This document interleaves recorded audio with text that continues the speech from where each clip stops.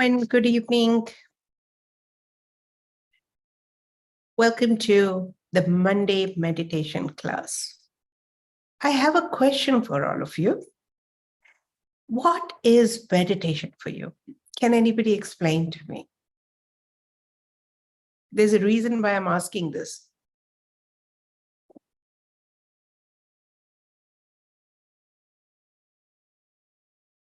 Yeah, you can't unmute. Just a second. I've just taken away the setting. Wait. Let me unmute. Yep. Now you can unmute and speak. Would anybody like to add to this? Okay, so here we have Suruchita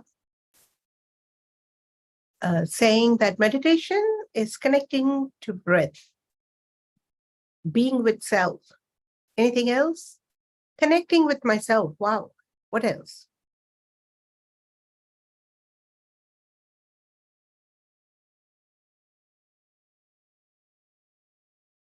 That's all. What is meditation for you? More focused in what I do. Awesome. Okay. Ekagrata. That's an absolutely right word, not just focus, but I'm coming to it. What else?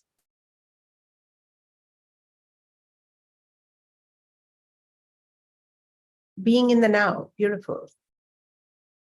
Yes. Thank you, Purva. Peace. Thank you, Sheetal. Thank you, Soumya. Thank you, Pravina. Thank you, Amar, for saying it's being present. Okay. Aligned, body, mind, and soul. So beautiful. Thank you, Ambika. Feeling empty. Lovely, Alka. Alignment to your higher consciousness. Nice. Okay. Apurva is saying, aligning to higher consciousness. Great. Awesome. So I understand these are the qualities of meditation that we talk about. However, what is meditation? Probably when you really meditate, you know it. Breathing, observing, focusing on a point, being guided, or reciting, chanting, mantras, puja, japa,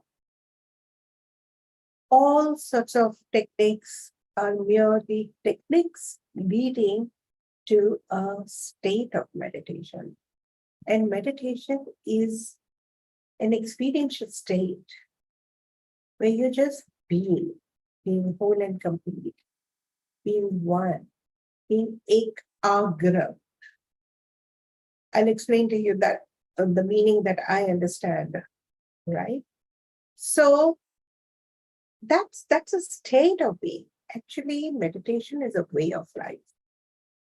Meditation is a way of life. Rest are all various techniques leading to that way of life. They're like ladders. They take you there. And eventually you have to let go of the ladders when you want to go on the top, where you want to experience. So everything leads you towards that. And eventually even let go of even that attachment and start just being. Most of the time when you learn a kind of a meditation, a set of meditations, a technique of meditation, a philosophy of meditation, you get so attached to that. It's like getting attached to the ladder going on the rooftop and not going on the rooftop because you get attached to the ladder. Same way, we get attached to the techniques, the technique teachers, the technique methodology. And that attachment doesn't let you complete the purpose behind which you actually learn the methodology or technique. Meditation is a way of life where you are being 100% in the now. Your attention, your thoughts, your energies, your focus, everything is here and now.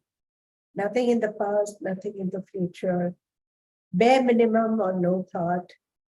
In that space, you connect to your higher consciousness and highest level of consciousness, where you get so beautifully guided by higher consciousness, as if GPS is guiding the car driver.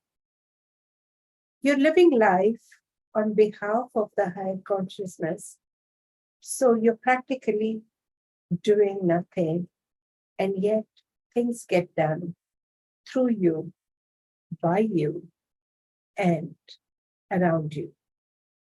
Everything seems to be going on, moving, doing well, and yet you are in that space of nothingness. You know you're no one. There's nothing, and yet there's everything.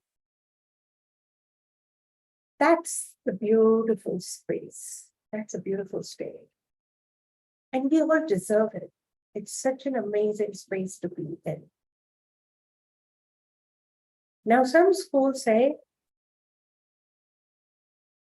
control your thoughts. So when you try to control your thoughts, in fact, whatever you resist tends to persist. So when you start controlling, you think all the more. That's what happens when people start meditating. They go through a crazy time because the more they try not to think, they'll end up thinking. I want you not to think. I want you to make sure that you don't think of a black-colored giraffe. Just don't think of a black-colored giraffe, and you can think of anything else. Don't think of black-colored giraffe. And what happens? The moment you try not to think of that, you will keep thinking. This is how our mind is. So the mind is going to go on. It's going to continue racing to and fro. It's going to continue getting scattered. Now, why does it get scattered? Because we don't live in the moment anyway. So when we don't live in the moment, we don't do justice 100% to that particular moment. When the time passes, you regret, oh my God, I should have done that better. I could have listened to that better. I could have rested enough. I could have connected enough. So there are so many regrets that doesn't let you move on and move forward. Also, you have a guilt of things not done correctly. And the guilt and the regret together will not let you move on and be 100% in the now. And now you start worrying about the future. So you start feeling concerned about the future, or you start fantasizing. Even that doesn't let you be in the now 100%. And as a result, this moment remains incomplete, to be completed one fine day, and that day doesn't even come. You've got to cultivate the art of completing every moment, every hour, every day, every week, every month, minute by minute, day by day, week by week, month by month, and year by year. So much that when you look back, you feel, oh, it's enough, I've done.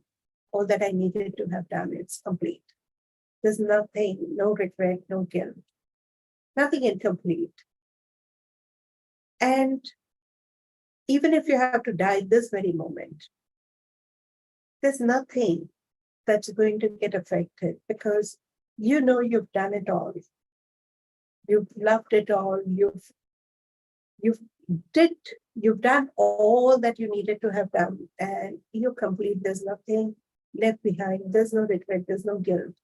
There's no incompletion. If you can live well, you can die well. If you want to die well, you've got to learn the art of living well, living 100% in the now. I understand the question that might be coming in your head, in your mind is, what if I don't feel complete? What if I still have guilt? What if I still have regrets? What if I still have worries, concerns, fears? What if I still have insecurities? This is what I want to tell you, that these are the very emotions which would not let you be 100% in the now. Again, it's not by resisting, but by accepting and embracing them, you are going to go beyond them. It's by transforming and transcending them, you're going to rise beyond them. Your scattered thoughts and resultant disturbed emotions and the resultant scattered and disturbed energies will not let you be grounded 100% in the moment.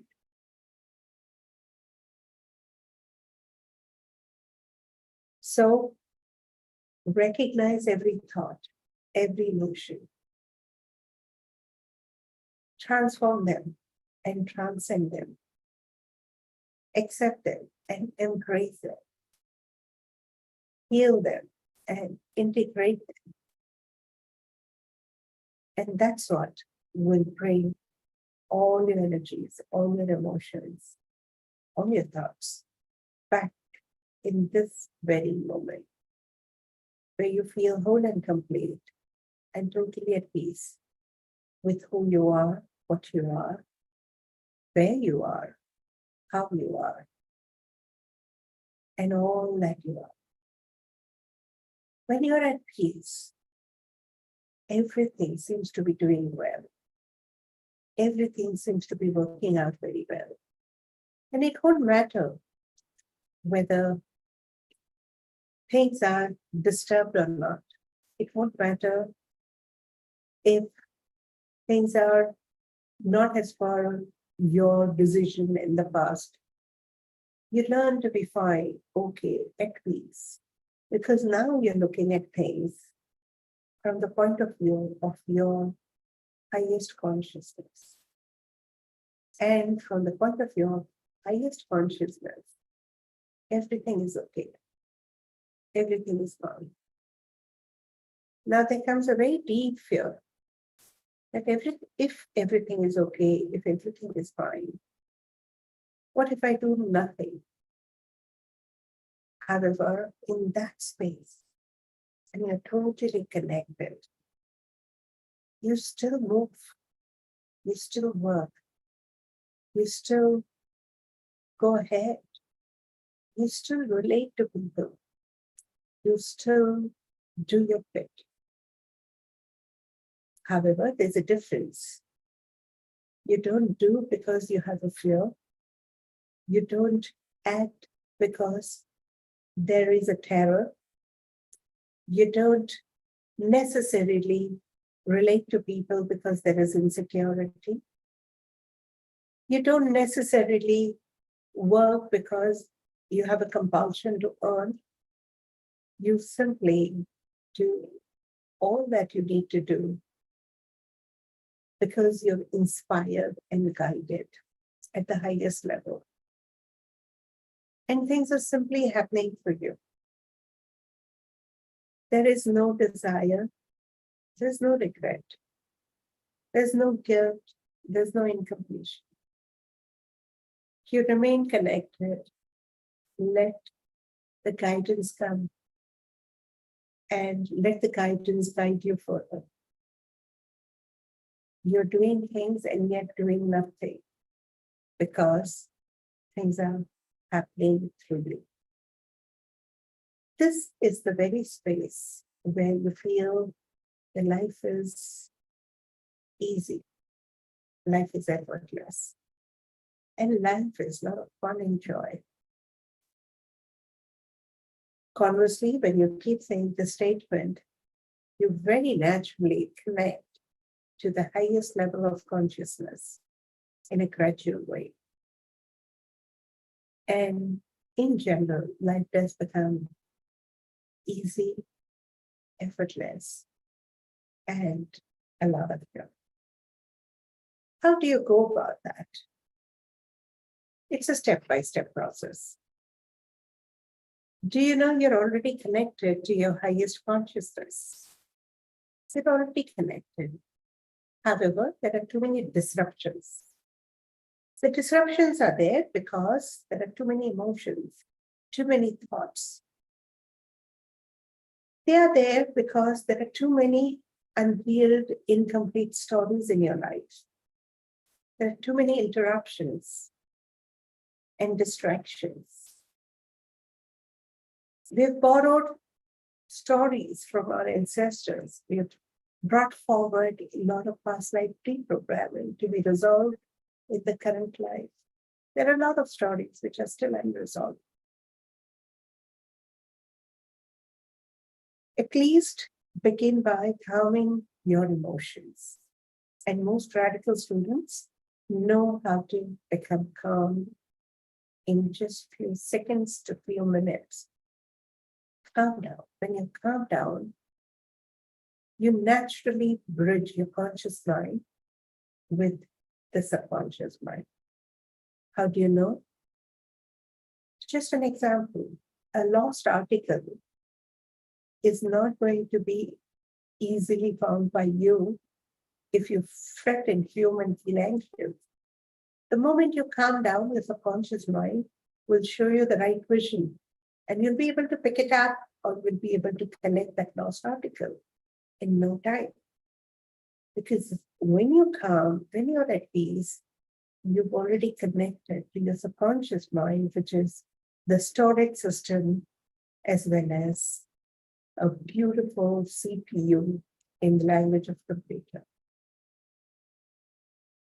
And as we connect to the subconscious mind, you realize that the subconscious mind is already connected to the superconsciousness, like a computer being connected to the satellite or Wi-Fi connection, to the cloud consciousness.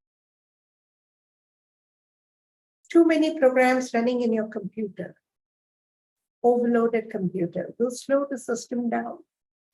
Same way, too many unresolved thoughts, too much of actions, eventually will slow you down and will disconnect you from this precious knowledge and signals and guidance that's always available from the universal consciousness.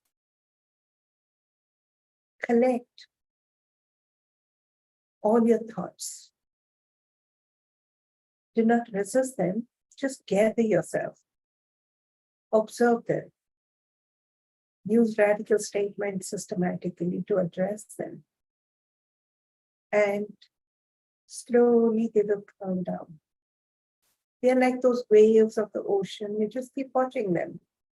And slowly you'll realize you have nothing to think. You're practically thoughtless. However, you're not mindless. You're mindful. You're an observer.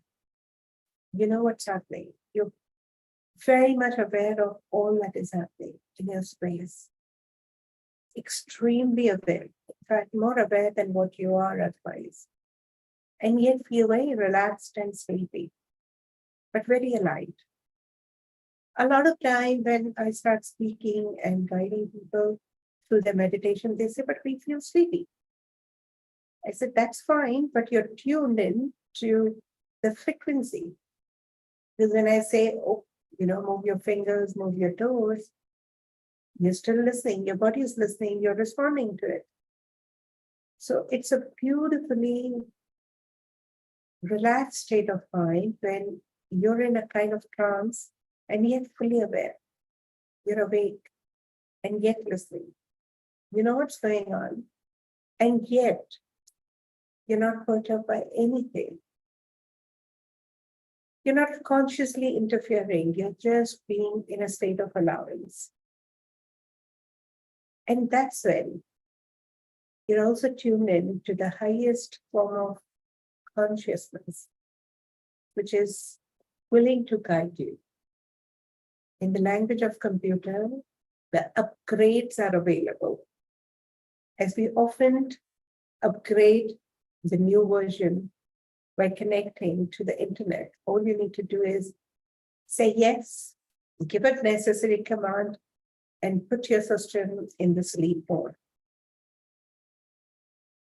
Meditation is an opportunity to constantly upgrade yourself to the new level of evolution, to the new level of functionality, to the new level of being who you are.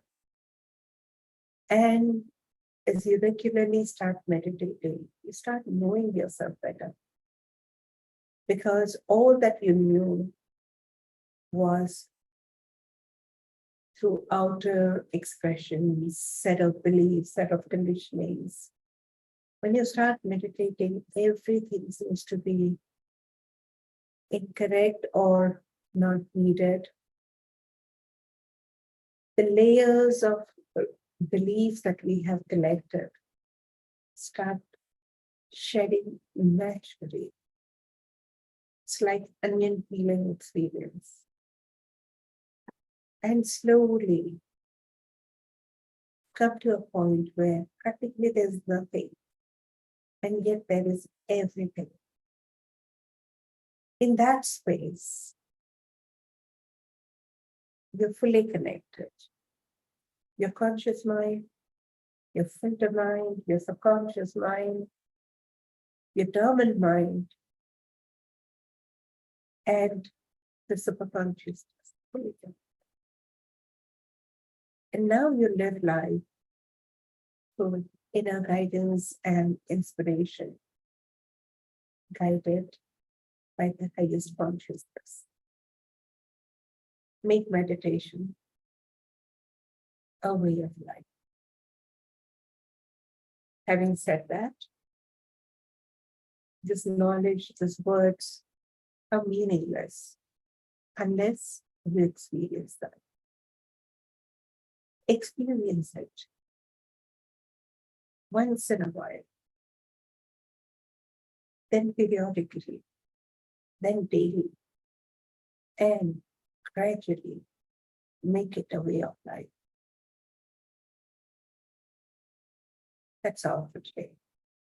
Any question, I'll be happy to answer that.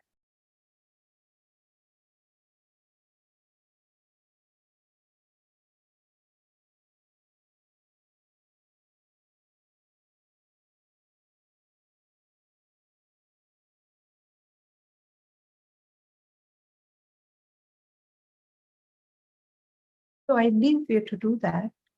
Let's begin with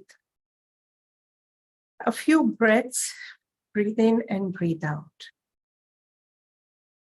And I want you to do this exercise as I shut the system, because the system is not needed, my voice is not needed. You're empowered to do it yourself.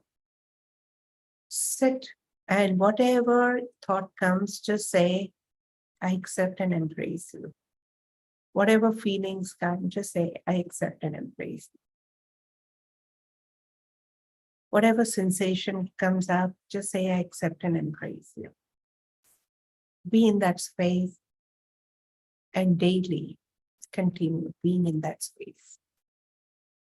And give me the feedback in the WhatsApp group of Circle of Peaceful Progress. I'll be happy to hear from you. Thank you.